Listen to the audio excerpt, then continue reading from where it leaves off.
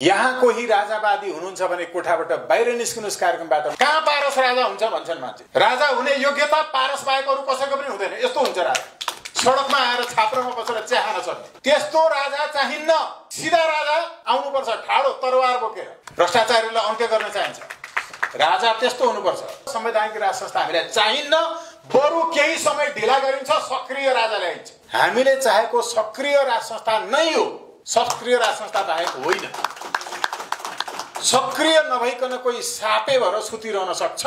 बाबुआमालाई सापे बनाउने विचार खारेज गर, सक्रिय हो चाहिएको। नेपाली सेनाले तत्कालै यो राष्ट्रपति र प्रधानमन्त्रीलाई अपदस्थ गर्नुपर्छ, हत्कडी लाउनुपर्छ, सैनिक हिरासतमा लिनुपर्छ र राष्ट्र बचाउनुपर्छ। किनकि यो निश्चित भइसक्यो, योभन्दा अगाडि देखेका एमसीसी लगायतका राष्ट्रघाती सन्धि सम्झौता र विधेयकहरू जुन थिए त्यसले नेपालको सार्वभौमिकता अखण्डता अन्त्य गर्छ। यो अन्त्य गर्ने नै कामलाई मान्यता दिने सरकारलाई अपदस्थ गरेर राष्ट्र बचाउनुपर्छ नेपाली सेनाले। चेलीबेटी जेन्जीहरूको चाहिँ होइन यो देश, केटाहरूको मात्रै हो। एउटा केटा मान्छेले अर्को केटा मान्छेलाई हात हाल्यो सिमरामा भनेर चाहिँ त्यत्रो वितण्डा हुने, चेलीबेटीको डिम्बाशयभित्र के हालेर डिम्बै निकाल्दाखेरि चाहिँ महाधिवक्ताले छुट दिने। एमालेलाई कार्यक्रम गर्न दिइरहेको छ, माओवादीलाई गर्न दिइरहेको छ, राज संस्थावादीहरूलाई यसरी कार्यक्रम गर्न नदिनु।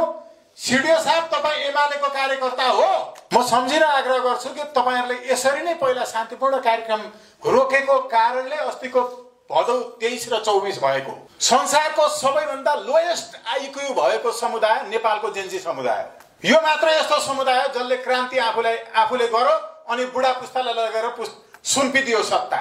यस्तो पनि हुन्छ इन्टेलिजेन्ट मान्छे। इन्टेलिजेन्ट त प्रचण्डहरू थिए, इन्टेलिजेन्ट त ओलीहरू थिए बरु, किनभने आफूले आन्दोलन गरे, अघिल्लो पुस्तालाई सुम्पिएनन्, चुनाव नगरिकन सिधै जंगलबाट 83 जना सांसद भएर आए। जनमत संग्रहले निश्चित गर्दैन। म स्वागत नेपाल हुँ, संसारभरिका मान्छेले होइन भने पनि म हुँ। नेपाललाई राज संस्था चाहिन्छ, नेपालको परिचय हो। कुनै जनमत संग्रह जरुरी छैन। जनमत संग्रह हामी खारेज गर्छौं वैचारिक रूपमा पनि। अब अर्को महत्त्वपूर्ण कुरा म विनम्रतापूर्वक निवेदन गर्छु, हामीले सक्रिय राज संस्था चाहेको होइन भन्ने अघि जुन भन्नुभएको छ सरले, म विनम्रतापूर्वक निवेदन गर्छु हामीले चाहेको सक्रिय राज संस्था नै हो, सक्रिय राज संस्था बाहेक होइन। सक्रिय नभइकन कोही सापे भएर सुतिरहन सक्छ। बाबुआमालाई सापे बनाउने विचार खारेज गर, सक्रिय हो चाहिएको। जीवन भनेको जन्मदेखि मृत्युसम्मको लाचार यात्रा होइन, सक्रिय यात्रा हो। त्यसैले कसैलाई निष्क्रिय बनाउने कुरा त्यो अमानवीय कुरा हो। राजा सक्रिय हुनु हुँदैन भनेर हामीलाई 47 सालदेखि 62 सालसम्म झुक्क्याएको होइन। त्यति बेला थिए त राजावादी दल पनि, राप्रपा पनि थियो त, राजा पनि थिए त। देश बेचिएको होइन त्यही बेला। हामीलाई किङ क्यान डु नोरङ भनेर पढाउने। हामीलाई चाहिएको कन्स्ट्रक्टिभ हो, एक्टिभ नभई कन्स्ट्रक्टिभ हुन सकिन्न। माघ 19 को कदम पछि पनि राजाबाट म कन्स्ट्रक्टिभ हुने मान्छे हो भनेर अन्तर्वार्ता दिएपछि मैले सिधा लेखेको थिएँ, एक्टिभ नभई कन्स्ट्रक्टिभ हुन सकिन्न महाराज। त्यति बेला मलाई पनि हिरासतमा लिएको थियो, पक्राउ गरिएको थियो। तर मेरो त्यो विचार अहिले पनि जारी छ। मैले भनेकै थिएँ कुनै बेला यहाँ कोही राजावादी हुनुहुन्छ भने कोठाबाट बाहिर निस्किनुस् कार्यक्रमबाट मैले एउटा कार्यक्रममा भनेको थिएँ। त्यो के भनेको थिएँ भने राजावादी हुने भन्ने अनि देश बेच्ने महाकाली सन्धि गर्नेसँग घाँटी जोडेर चुनावमा लड्न जाने, राज संस्थावादी हुने अनि कम्युनिस्टको सरकारमा जाने, यस्ता राजावादी यो कोठाबाट बाहिर निस्किनुस् मैले भनेको थिएँ। त्यसलाई मान्छेहरूले गलत अर्थ लगाएर साना साना टुक्रा प्रचार गरिरहेको मैले देखेको छु। अहिले पनि भन्छु, फेरि पनि चुनावमा नि एमालेसँग मिलेर अनि राजावादी भन्ने पार्टी कोही छ भने हामीले चकनाचुर पार्नुपर्छ, यही पटक पार्नुपर्छ। त्यस्तो राजावादी हुन सक्दैन। घाँटीबाट आमाको रगत पिउने हो, घुस खाने मान्छे, भ्रष्टाचार गर्ने भन्ने, अनि महाकाली सन्धिमा देश डुबाउनेसँग घाँटी जोड्दा एउटै घाँटीबाट आमाको रगत छिरेन तल भनिएको यो। त्यसो भएको हुनाले सिधा छ, स्पष्ट छ। राज संस्था सक्रिय होइन भनेर 47 सालको संविधानमा संवैधानिक बनाइयो, त्यो नै धोका थियो। हामीलाई चाहिएको 19 सालको संविधान र 72 सालको संविधानको संयोजन। 72 सालको संविधानमा धेरै असल कुरा छन्, राम्रा कुरा छन्। 19 सालको संविधानमा सबैभन्दा राम्रा कुरा छन्। 19 सालको संविधान र 72 सालको संविधानको संयोजन गरेर देश अगाडि बढ्नुपर्छ। 47 सालको संविधान कुनै हालतमा हुँदैन। त्यस्तो संवैधानिक भनेर देशलाई डुबाउने काम गर्न दिइने छैन। 47 सालको संविधान आएपछि नै हो पञ्चायत व्यवस्थाले खडा गरेका सबै राष्ट्रिय धरोहर उद्योग धन्दाहरू खत्म गरेको। त्यसकारण यो तथाकथित संवैधानिक राज संस्था भन्ने भ्रम हो, यसलाई तोड्नुपर्छ। संवैधानिक राज संस्था हामीलाई चाहिन्न। बरु केही समय ढिला गरिन्छ, सक्रिय राजा ल्याइन्छ, सक्रिय, बरु केही लडिन्छ, बरु मरिन्छ। तर यस्तो हुन सक्दैन। हामीलाई सिधा चाहिएको अख्तियारको प्रमुख र अरू आयुक्तहरू दलप्रति जिम्मेवार होइन, संसदप्रति जिम्मेवार होइन, सिधा राजाप्रति जिम्मेवार हो। त्यसले एउटा नेतालाई घोक्रे ठ्याक बनाएर लिएर आउँछ हत्केडी लगाएर। अख्तियार राजाप्रति जिम्मेवार हुनुपर्छ, संसदप्रति होइन, संसदीय सुनवाईप्रति होइन।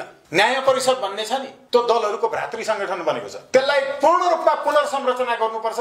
दलले सिधा सिधा ल्याएर चुनेर अनि न्यायाधीश बनाउने, यस्तो संवैधानिक राजा भएर टुलु बसेर हेर्ने त्यस्तो राजा चाहिन्न। सिधा राजा आउनुपर्छ, ठाडो तरवार बोकेर। भ्रष्टाचारीलाई अन्त्य गर्न चाहिन्छ, राजा त्यस्तो हुनुपर्छ।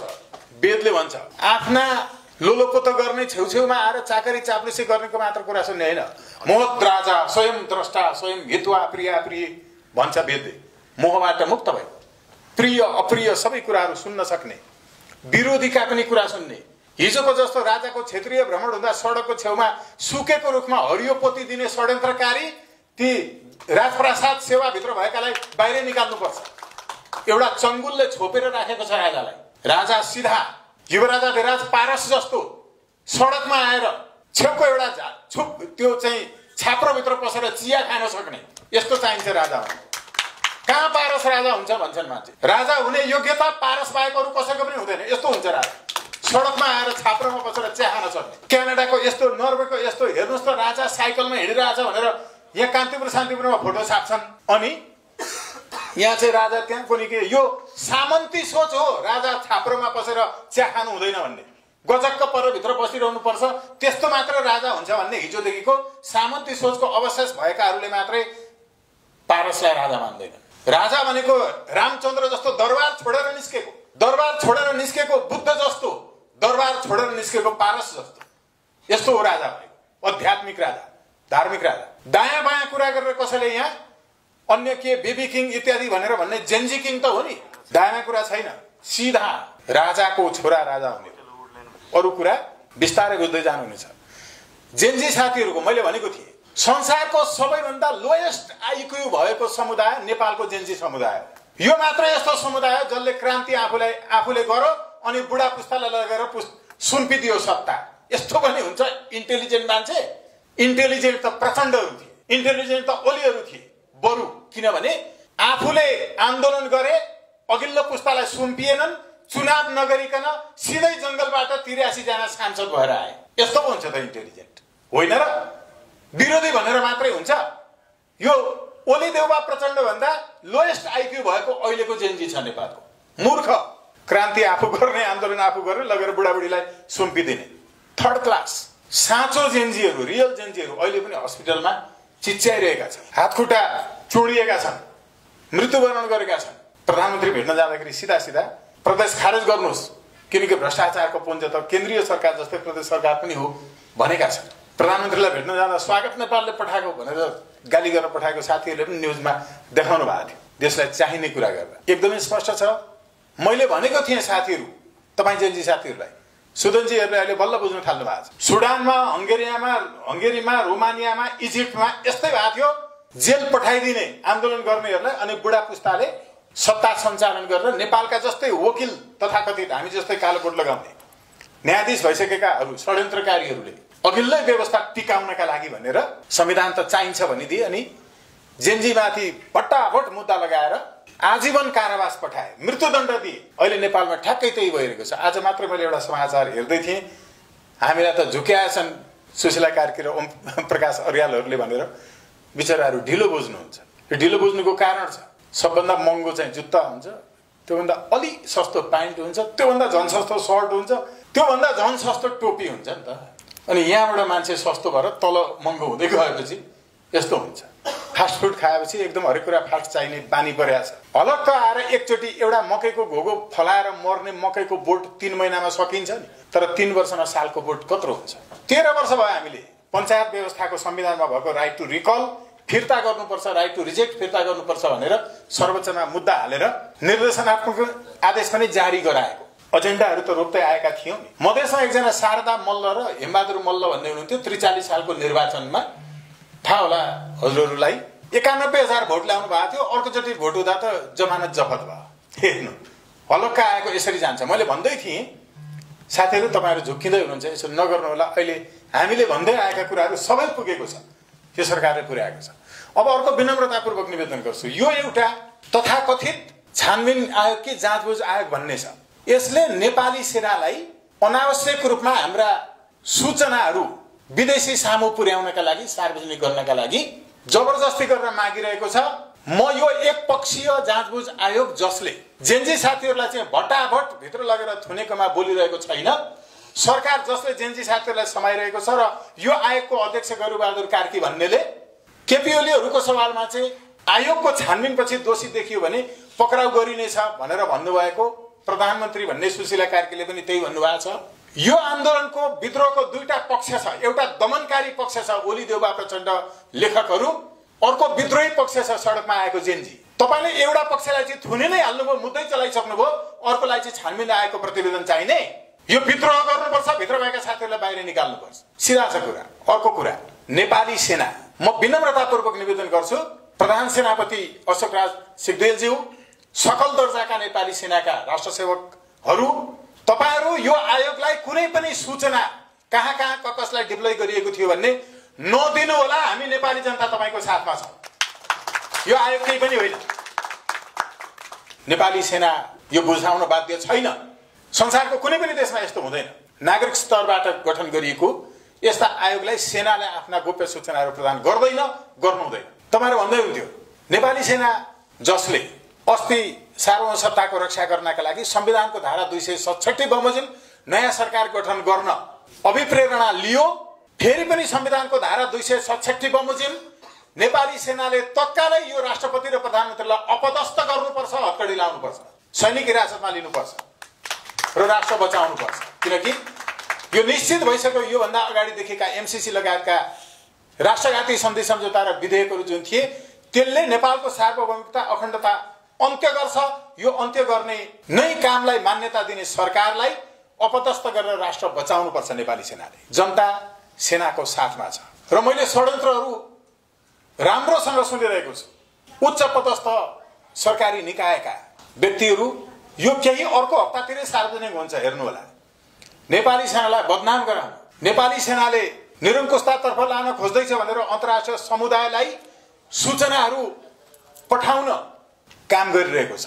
मैले उच्च निकायका व्यक्तित्वहरू भनेर भनिसके, प्रमाणसहित सार्वजनिक हुँदैछ, मसँग प्रमाणहरू छन्। त्यसैले नेपाली सेना सबैभन्दा बढी सजग रहनुपर्छ। यस्तो राज्य हुन्छ, मुलुक हुन्छ जहाँ एउटा केटा मान्छेले अर्को केटा मान्छेलाई हात हाल्यो सिमरामा भनेर चाहिँ त्यत्रो वितण्डा हुने, चेलीबेटीको डिम्बाशयभित्र के हालेर डिम्बै निकाल्दाखेरि चाहिँ महाधिवक्ताले छुट दिने, के हो? चेलीबेटी जेन्जीहरूको चाहिँ होइन यो देश, केटाहरूको मात्रै हो। प्रधानमन्त्रीले दिएको अभिव्यक्ति इस्लाम धर्मी मुस्लिम साथीहरूको सवालमा सुन्नुभयो होला यहाँले। नेपालको मुस्लिम समुदाय राष्ट्रभक्त छ, देशभक्त छ। स्याङ्जाका मुस्लिम समुदायका साथीहरूले तिहारमा टीका लाउनुहुन्छ। डाक्टर मोहम्मद मोहसिन जस्तो व्यक्तित्व भएको देश, अली मिया जस्तो व्यक्तित्वहरू भएको देश, शेख इद्रिसहरू जस्तो व्यक्तित्वहरू भएको देश। यो देशका मुस्लिम साथीहरूले पनि गएर राजाको हातबाट टीका थापेका छन्। तर संस्कृति अन्त्य गर्ने ओली देउबा प्रचण्ड लेखकहरू जस्तो छैन नेपालको मुस्लिम समुदाय। म सलाम गर्न चाहन्छु देशभक्त मुस्लिम समुदाय जसले नेपाल हिन्दू राष्ट्र हुनुपर्छ भनेर भनिरहनु भएको छ। वाजिद अली अन्सारी जस्ता मान्छेहरू हुनुहुन्छ, अहिले पनि हेर्नुहोस् तौलिहाबाट हिन्दू राष्ट्र हुनुपर्छ भनेर पुरा अभियान चलाइरहनु भएको छ। वाजिद अली अन्सारीज्यू, उहाँले पक्कै यो सुन्नुहुन्छ होला भिडियो। म विनम्रतापूर्वक तपाईँ त्यताबाट काठमाडौँ आउनका लागि अब जुन यसपछिको 3 दिनको कार्यक्रम हुनेछ त्यसका लागि अगुवाई गर्नु होला। सबैभन्दा अन्त्यमा म निवेदन गर्छु कि हामीले अहिले कांग्रेसको, एमालेको, माओवादीको सबैतिर धेरै साथीहरू, अघि भन्दै हुन्थ्यो हाम्रो थापा सरले, दलमा हुनुहुन्छ मनमा राजा बोकेर बस्नु भएको छ। नेपाली कांग्रेसको डाक्टर सुनिल शर्मा, वरिष्ठ राजनीतिक व्यक्तित्व, बीपीसँगको त्यत्रो सङ्गत गर्नुभएको विपिन कोइराला, त्यसै गरिकन त्यहाँ सुशीलमान शेरचन्दज्यूहरू, त्यसै गरिकन उपसभापति गोपालमान श्रेष्ठज्यू त्यहाँभित्रका धेरै व्यक्तित्वहरू राजाका लागि शङ्कर भण्डारीज्यूहरू लागिरहनु भएको छ। माओवादी जनमुक्ति सेनाको ब्रिगेडियर कमान्डर भइसकेका चाहिँ रामप्रसाद खनालहरू जस्ता, थमन सिंह तामाङहरू जस्ता उहाँहरूसँग हाम्रो अहिले अब अन्तिम कुराकानी हुँदैछ। उहाँहरू पनि आउँदै हुनुहुन्छ। हामी फेरि पनि राजाका लागि हतियार बोक्न तयार छौँ, तर हामीले भनेका छौँ हाम्रो विष्णु भक्तिदासजीहरू हुनुहुन्छ, एउटा गौरवमय क्रान्ति हुँदैछ, त्यसमा तपाईँहरूको सम्पूर्ण टुकडी एकाकार हुनुहोला, फेरि हतियार उठाइरहनु जरुरी छैन। तर यी सबै कङ्ग्रेसमा, एमालेमा, माओवादीमा, रासपामा भएर पनि राजा चाहिन्छ भनेर पनि किन योभन्दा पहिलाकै राजावादी दलहरूमा आउन सक्नुहुन्न? कारण छ, किनकि उहाँहरू पनि विकृत बनेर पुराना दलहरूसँग मिसिएर पटक पटक चुनावी सहकार्य गर्नुभयो। त्यसैले अब राजावादी पनि पुराना दलहरू छोडेर नयाँ शक्तिको एउटा घोषणा हुँदैछ, त्यो आउँछ, जसमा सबै दलका युवाहरू, सबै साथीहरू तयार हुनुहुन्छ। हामी त्यो तयारी गर्दैछौँ। यो कुनै पुराना दलहरूको विरुद्धमा हुने छैन। राजा चाहिन्छ भन्नेहरू हुनुहुन्छ, तर राज संस्थावादी पुरानै दलमा रहन यसकारण सक्नु भएको छैन, त्यहाँ विकृति छ। म विनम्रतापूर्वक निवेदन गर्छु सरलाई पनि, विरुद्धमा होइन, यो सबै हटाउने एउटा मञ्च जरुरी छ, त्यसको तयारी भइरहेको छ। अब अर्को, हिजोसम्म यसो भन्थ्यो, फेरि आज राजा भन्न थाल्यो भन्ने डरले, त्यो लाजले कतिपय खुल्न सक्नु भएको छैन। सिधै भन्नुहुन्छ उहाँहरूले, राम्रो कुराका लागि लजाउनु जरुरी छैन। हिजोसम्मको एउटा झुसेल किरा पुतली बन्छ, कस्तो राम्रो हुन्छ। झुसेल किरा भएको भए राम्रो हो र? पुतलीमा विकसित हुन्छ, कस्तो राम्रो देखिन्छ, हेर्दै समूह देखिन्छ। त्यसका साथीहरू परिवर्तन हुन्छन्, त्यसको खानेकुरा परिवर्तन हुन्छ, त्यसको बस्ने ठाउँ परिवर्तन हुन्छ, किनकि झुसेल किराबाट पुतलीमा परिणत हुन्छ। यसैले पुतली बन्नुहोस् ओलीज्यू, पुतली बन्नुहोस् प्रचण्डज्यू। तपाईँहरू अहिले झुसेल किरा हुनुहुन्छ। जनताले तपाईँलाई क्षमा दिन्छ, किनकि तपाईँहरूकै नेता माओ त्से-तुङले पनि नेपालको देशभक्त राष्ट्रवादी एकमात्र राजा महेन्द्र हुनुहुन्छ भनेर भन्नुभएको थियो। तपाईँहरूकै पार्टीको महासचिव भइसकेको doctor Keshavchandra Raimajhi communist party छोडेर 17 साल पुस गते राजा महेन्द्रको कदमलाई समर्थन जनाउनु भएको थियो। यसैले म विनम्रतापूर्वक निवेदन गर्छु, कुनै पनि कार्यकर्ता साथीहरू, दलका साथीहरू, नेतृत्वदायी व्यक्तित्वहरू, तपाईँहरू नलजाउनुहोस्। जनता देश सबैभन्दा माथि छ। त्यसो भएको हुनाले विनम्रतापूर्वक फेरि पनि एकपटक निवेदन गर्छु। अझ केपी शर्मा ओलीज्यूलाई त म झन् बढी निवेदन गर्छु, किनभने राजा महेन्द्रले 2027 सालमा नेपालको झण्डा फहराउँदै पानी जहाजमा हाम्रा आधिकारिकताका सहित हाम्रै सञ्चालनमा ल्याउनका लागि ऐन ल्याउनु भएको थियो, पानी जहाज ऐन 2027। म त्यही पढेर पास भएको। राजा महेन्द्रको 27 सालको सपना त केपी ओलीले पनि फेरि नेपालको झण्डा सहितको पानी जहाज चलाउने ल्याउनु भएको थियो नि। मलाई लाग्छ यो कुरा तपाईँको राजा महेन्द्रकै सपनासँग मिल्छ केपी ओलीजी। त्यसो भएको हुनाले तपाईँ एक्लै बस्दा पनि महेन्द्र त वास्तवमा सही व्यक्तित्व हुनुहुँदो रहेछ। उहाँकै सपना अनुसार म पनि चल्न खोज्दै थिएँ, तर अहिले म किन यस्तो भएँ तपाईँ सोच्नुहुन्छ होला। तपाईँले यति सोचिदिनु भयो भने हामी तपाईँलाई असाध्यै माया गर्दैछौँ। एमालेका कार्यकर्ता साथीहरू पनि कृपया तपाईँहरूमा देशभक्ति जतिमा छ एकताबद्ध बनाऊ, एकै ठाउँमा आउँ, हामी नयाँ सङ्घर्ष गर्ने नयाँ ढङ्गले अगाडि बढ्नेछौँ। म सम्झिन आग्रह गर्छु कि तपाईँहरूले यसरी नै पहिला शान्तिपूर्ण कार्यक्रम रोकेको कारणले अस्तिको भदौ 23 र 24 भएको म विनम्रतापूर्वक निवेदन गर्छु। शान्तिपूर्ण रूपमा हुन लागेको कार्यक्रमलाई यसरी रोक्ने हो भने तपाईँहरूलाई चाहिएको अस्तिको भदौ 23-24 जस्तो हो कि सिमराको जस्तो हो? शान्तिपूर्ण रूपमा कार्यक्रम गर्न खोज्दाखेरि नदिएको कारणले शान्तिपूर्ण कार्यक्रम हुन दिनुपर्छ लोकतन्त्रमा भनेर म स्वयं समेत सम्मानित सर्वोच्च अदालतमा गएको थिएँ। त्यति बेला आदेश जारी गरी पाऊँ भनेर अदालतले पनि दलहरूको आग्रह अनुसारै हो, त्यो म ठोकेर भन्न सक्छु, कार्यक्रम गर्न नदिने गरिकनको सूचनालाई बदर गरेन। अशान्तिपूर्ण हुन्छ भने रोक्नुपर्छ सरकारले सेना प्रहरी लगाएर। एमालेलाई कार्यक्रम गर्न दिइरहेको छ, माओवादीलाई गर्न दिइरहेको छ, राज संस्थावादीहरूलाई यसरी कार्यक्रम गर्न नदिनु। सिडिओ साहब तपाईँ एमालेको कार्यकर्ता हो कि के हो? खुलेर भन्नुहोस्, म एमालेको कार्यकर्ता हुँ भनेर सिडिओ साहब।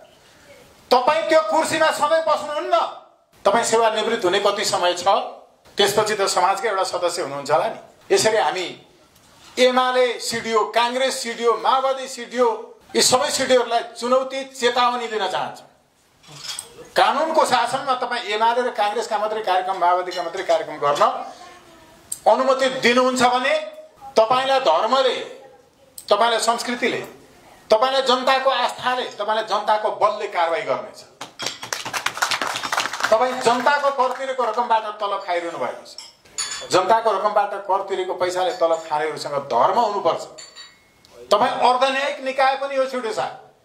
कानुनले तपाईँलाई कतिपय मुद्दामा 1 वर्षसम्म जेल हाल्न सक्ने अधिकार दिएको छ, जरिवाना तिराउने अधिकार दिएको छ।